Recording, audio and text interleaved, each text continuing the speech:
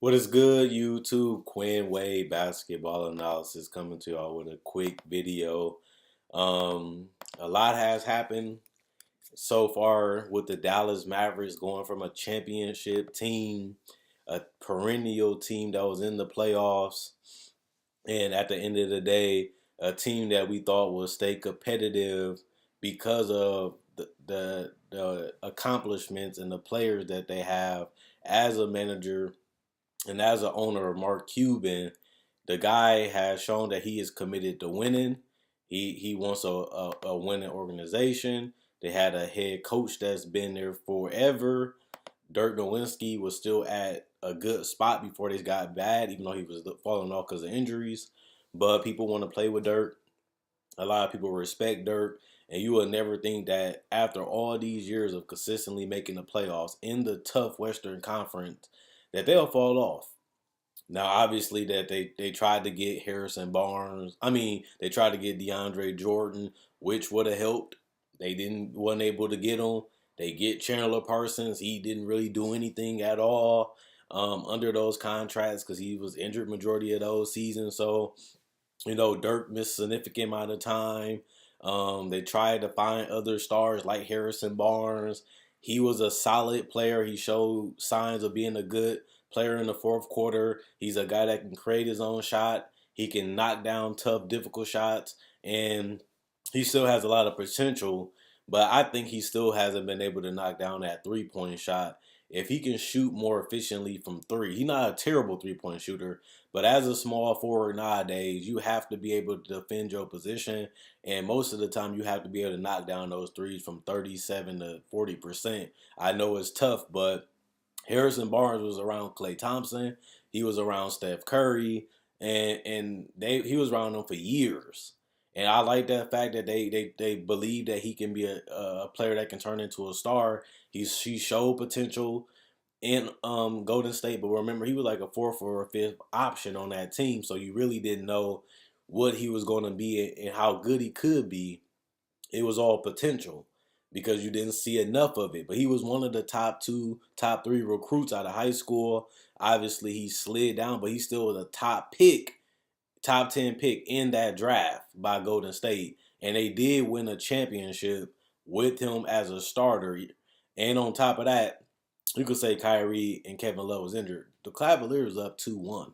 And then they won three straight with Harrison Barnes as a starter. Even though he lost his marbles when they played in 2016, he was nowhere to be found. People talk about Draymond Green and Andrew Bogut. They only had to win one damn game, and Harrison Barnes didn't really show up. I have been a Harrison Barnes supporter. I liked him in high school. I liked him in college. But um, he hasn't really took the NBA by storm. Obviously, he came close to averaging 20 points, but it is kind of empty. He gets a lot of shots. He gets a lot of opportunity. Like I said, he got a nice jump shot from that mid range. He has a nice patience and driving game, knowing his angles, having good footwork, trying to get to his spots. He's excellent at all that, but he definitely got to continue to work on his game so he can get to that all-star level, which is going to be difficult because right now he's at a good player level and all-star is above that, and he hasn't really, even these last two seasons, I haven't seen like he's going to be an all-star since he been with Dallas. And they add Dennis Smith Jr., a guy that wasn't the most efficient, but he does bring excitement to the team because of athleticism. He can get to the paint and finish. He can dunk on people. He's showing signs as a confident shooter. He wasn't shooting the ball that well this season, but he had games where he was feeling it. He had games where he took the three, and he's a guy that he has potential just like Harrison Barnes, but he has to put the work in. He has to get the body, and he has to be committed to being a great player. And you can't say that about all lottery picks. Remember, Dennis Smith Jr. came into the college season as the number two player in that draft, and he slid almost out of the top 10 until Dallas picked him up. And the best part for him was that they was able to give him the driving keys. They wanted him to be, the guy to a certain extent. They gave him a lot of shots. They gave him some minutes, and they gave him a lot of opportunity to learn and start. And that's something that really helped his development this year, was getting those quality minutes against, how strong the guards are in the Western Conference, being able to play against these players every day, watch footage, study the footage, and have an excellent coach like Rick Carlisle help you out, and their coaching staff. You suspect that Dennis Smith will be one of the better point guards in the league with a guy like Rick Carlisle, and the floor space and in the offense that he can use. I mean, the offense that he usually have is usually unbelievable, and they didn't show signs of that this season. But it's a new year; they're gonna have new talent. They can bring in free agents, and that's what we're gonna talk about now. He was able to get a solid starter with Harrison Barnes. He was able to get a great rookie pick for the position that they was in, and Dennis Smith Jr., a guy with a lot of potential that hasn't been tapped in. But you also got to think, going into this draft, adding Smith and Harrison Barnes, they have the fifth pick, guys. They have the fifth pick. And that's high in this draft, and it's better than what they had last year. They have a chance to get these guys. They have a chance to get Mohamed Bamba. They have a chance to get Michael Porter. They have a chance to get Wendell Carter. They have a chance to, even at worst, end up with either Jaren Jackson or Marvin Bagley, or or like, that's really what they're working with. Like, worst case scenario, I mean, best case scenario, they get Luka Doncic. Worst case scenario, they get Wendell Carter, Bamba, Michael Porter. That's a pretty good bad pick. Like, that's a good value at the number 5 position. All of those guys have abilities to come in and contribute right away, but they also have potential to grow with this organization and with their coach. And on top of that, they have talent already on the roster that can make their jobs easier and don't have to really put the pressure of them to come in and be the guy. They don't have to come to Dallas and think they have to put up 25, 30 points, even though you would prefer them to do that. They don't have that pressure of being a franchise guy right away with Dennis Smith, with Harrison Barnes, and with the coaching of Rick Carlisle, a guy that won a championship against LeBron and Dwayne Wade, a guy that you still have Dirk, you still have JJ to a certain extent. You still have guys that can still play this game and make your job a lot easier.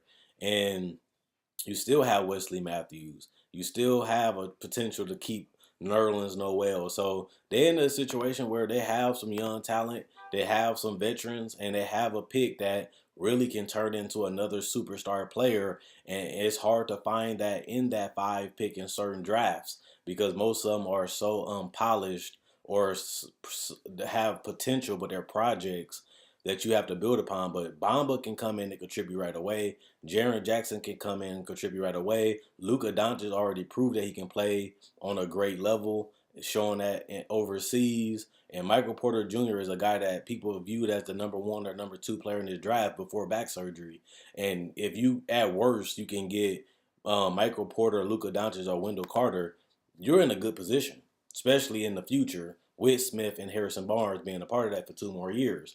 And you're playing with players that can already play, that already have chemistry together, and you're bringing back the same nucleus and adding another piece on top of that. So personally, if I'm Dallas, if I can't trade this pick to get a star, because Mark Cuban is all about winning. He don't really want to go through the rebuild if he don't have to. If I'm Dallas, I'm trying to trade this pick. But at the same time, if I don't get an offer from Boston, because they rumored that Boston, for example, wanted to move up in the draft, giving picks or players. If I'm Dallas, I'm willing to trade with Boston. We know that Danny Ainge is a guy of being fleecing people, but at the same time, they know their stuff. They're not going to let Danny Ainge trick them out and play them. Danny Ainge has so many picks. He has so many players that's on cheap contracts, and he has a lot of players that has potential to be stars. And you can get that plus picks and give up the number 5 pick and get more picks and get a player that's already proven that they can play on the NBA level. You're in a good position at worst. Best case scenario, I mean, at worst, that's your worst scenario, is you can trade with another team and move down and get a piece that can contribute right away. Best case scenario is you get Wendell Carter, you get Michael Porter, and you're good anyway. because you have a guys that can come in and contribute right away and has potential to be stars, to potentially superstars, and you're gonna have them on a rookie deal for 3 to 4 years, and you still will have them as a restricted free agent, which increases your chance of keeping your superstar that you drafted. And on top of that, you still have the development of Barnes and the development of Smith, that they're going to get better, that they're going to learn, and they have a whole 4 or 5 months to get ready for the NBA season and put that work in, gain that weight, gain that muscle, and study some film and come back even better. I definitely think that if they have an opportunity, they have the cap space. I know they're going to try to go after big name free agents to speed up the process of rebuilding. Um, if you can't get Kevin Durant, LeBron, and Paul George, which is the big names, I heard that DeMarcus Cousins is a guy that they're trying out, they're going to try to get, and they have the money to offer him the max, even besides the 5th year because he played for the Pelicans. But I can see him actually going there. They have the cap, they have the coach, they have the history, they have young players that have shown potential, and on top of that, they have DeMarcus Cousins don't really have that many other options to go to because the other teams don't have the cap space or don't have the need for a center. Like, you don't really need Mohamed Bamba if you can bring in DeMarcus Cousins. Obviously, though, that the draft comes before free agency, but you already knowing like who you checking out, who you scouting, who you want if they're available. So I think they definitely will try to trade out of this pick, and I think they definitely will try to go all in on trying to sign DeMarcus Cousins. They need a guy in that middle. They need a guy they can get a ball to. I know he's coming off that Achilles, but remember, Wesley Matthews was injured and they still gave him a lot of money even though he was coming off injury. So it's not unlikely that they wouldn't do it for a guy with better potential, better better resume, and a guy that can be franchise changing with the right group of guys and the right coach, which they have in Rick Carlisle. So I can see them going really hard at convincing DeMarcus to come, especially if he unfollowed the Pelicans and they talking about they might not even give him the max. So I can definitely see them going after DeMarcus as their number one free agent. Um, Another person that I can particularly see them going after to try to make this rebuild a little bit quicker is probably a guy like Derek Favors. They eventually have to move on from Dirk. He's a guy that shows star potential, but he hasn't really got the touches. He hasn't really got enough to really show it. But he had seasons where he looked great. But he also had seasons where he had a lot of injuries and you could never really see his full potential. He's a guy that always was known by the word potential, but never really developed into something more than that. But you got to take chances if you're trying to rebuild. And even though he's going to be unrestricted, that gives you a chance to just to go offer him what you want and then let him, evaluate his options. And Dallas with the cap space, they can offer him some money. Um, it's going to be tough after that because there's no real other stars or potential superstars after DeMarcus and Derek Favors. You have a lot of bench guys. You have a guy like Brook Lopez that can hold down the center position, give you some scoring, give you some offensive versatility, and he's a guy that can get you 15 to 20 any day. If you give him the ball and if you give him the touches, I can see them trying to get a guy like him to fill a spot for a couple years, but not give him a contract that will be long term because he's not going to be a part of their long term future, but he can be a part of them trying to build something quick if they can't get Derek Favors or a guy like DeMarcus Cousins. And the only reason why I'm saying those particular guys, they need some inside. They need some inside toughness. They need some inside rebounding. They need some versatility to go with Harrison Barnes. They need some versatility to go with a guy like Dennis Smith, who is a pick and roll player. He needs that floor spacer. He needs that extra space so he can burst to the rim and get layups and dunks. He needs that ability to set that screen so he can shoot the three. He can shoot the pull-up jumper. And that's something he's going to have to continue to get better at because that's going to be ample opportunities for him to have those shots, and he has to have the confidence to take them and make them on top of that. So they definitely need that pick and roll big, whether it is Bamba, whether it is Wendell Carter. They definitely need that inside presence if they don't keep Nerlens Noel, but you can even argue that some of these bigs and some of these threes and fours in the draft is more skilled and have more potential than Nerlens Noel. But if you can get Nerlens to commit on a cheaper deal, it's not going to be that bad because at least you know he's going to get you 7 to 8 rebounds. He's going to get you 1 steal, about 2 blocks a game, and he's going to catch a lot of lobs and finish around that rim. And he's a solid pick and roll player, and he's a guy that still is very young and has potential. And if you can get him for a cheap deal, you can. I wouldn't mind them keeping him either. At worst case scenario, you just keep Nerlens Noel in that inside.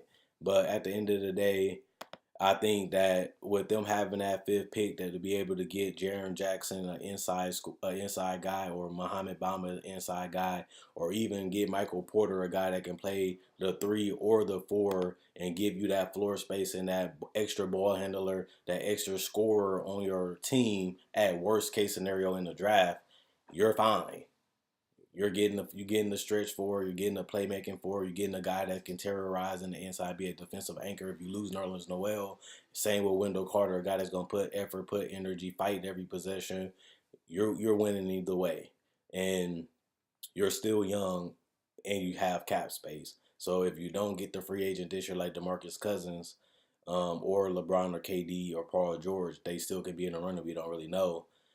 They have the cap space, can't get a player. Why not try again next year? And in worst case scenario again, get a top 5, top 10 pick to continue to build around in the future. So if you can't hit a nail in the free agency, why not continue to try in a draft? They've been drafting good to me these last couple years, and hopefully they can continue that streak with a top 5 pick this year. If they keep it, and worst case scenario, they don't get the free agent, the player don't develop right away and can't contribute right away, well, you get a top 10 pick next year. Even though the odds of you getting a number 1 pick is lower next year, at least you know that, in that top 5, in that top 7, you can still get a potential superstar even in the next draft. Um, yeah, that's the hand that they are dealt right now, and they got to continue to play so they can get back on that championship level. Everything don't go as planned. Everything don't happen the way you want it to happen. Obviously, they rather still be contending than to be in the lottery. But if that's the only way you can get a superstar, if that's the only way you can get the pieces that you need, that's what you have to do to get where you have to go. It is what it is. It's part of the NBA. We nothing lasts forever. It was great, and now they going back to trying to get back there again. Check out my website, analysisplayground.com. Link in the description in the comment section below. Check out my Facebook page, analysisplayground.com. Link in the description comment section below. Quinn Wade Basketball Analysis. I'm gone, and let me know what you guys think the Dallas Mavericks should do in the comment section below.